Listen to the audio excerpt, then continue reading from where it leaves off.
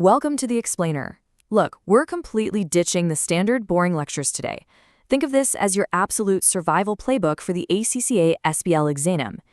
If you want to conquer strategic business leader, you have got to stop thinking like a student trying to pass a test.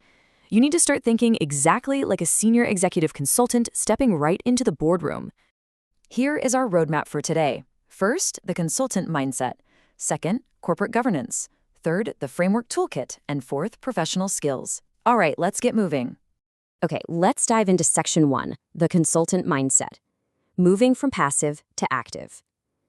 Before we even touch on specific frameworks, we have to address the single biggest hurdle candidates face in the SBL exam. And that's the incredibly dangerous habit of just memorizing lists.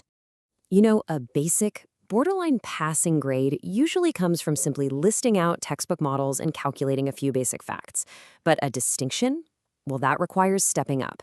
It requires evaluating the pros and cons and actually applying those models directly to the scenario you're given. The examiner's core warning here is crystal clear. Generic textbook lists get absolutely 0 marks. Strategic application gets the win. Moving right along to Section 2, corporate governance, the rules of the game. It's really important to understand why we even need these rules. Like, why do governance structures exist in the first place? I want you to seriously ask yourself, why do boards actually fail? Picture a CEO who suddenly approves the purchase of a luxury private jet, all while the company is bleeding profits. That's a remarkably bold move for someone spending other people's money, right? It's a massive failure in governance. But what actually drives that kind of behavior? It all boils down to agency theory.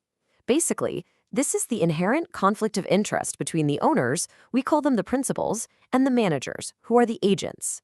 It kicks in when managers start prioritizing their own self-interest way over maximizing shareholder value. Corporate governance codes exist to solve this exact problem. They do this by bringing in independent, non-executive directors for strict oversight and by clearly separating the roles of the CEO and the chairman. But governance isn't just about stopping bad behavior. It's about actively creating sustainable value through ESG. And let's be clear, ESG is not some fluffy PR charity exercise. It's a core strategic risk management tool focused squarely on the triple bottom line: people, planet, and profit. Your social impact, your environmental footprint, and your economic viability are all deeply, deeply interconnected. Now, what's really interesting here is Section 3, the framework toolkit. Strategic application. We're going to do a rapid-fire breakdown of the core advanced frameworks you absolutely must know how to apply. First up is Porter's Diamond. This explains national competitive advantage through 4 key factors: factor conditions, demand conditions, related industries, and firm rivalry. Take the German auto industry, for example.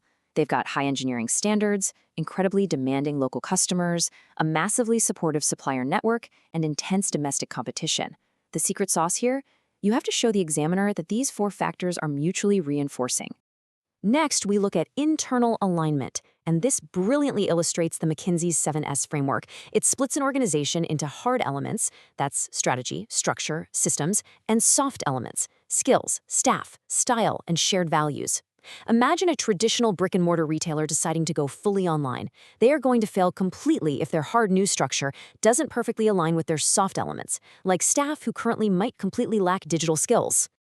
Then we have the Ansoff matrix. Think of this as the ultimate growth grid, mapping existing versus new products against existing versus new markets. This maps out market penetration, product development, market development, and diversification. But you've got to watch out for a classic exam trick here: diversification.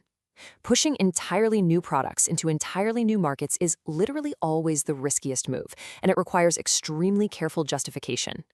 Let's see how this builds. Because whenever you implement any of these growth strategies, change is completely inevitable. Lewin's change model breaks this down into 3 distinct steps. Step 1, unfreeze. That's preparing people to let go of old ways. Step 2, change, actually implementing the new approach.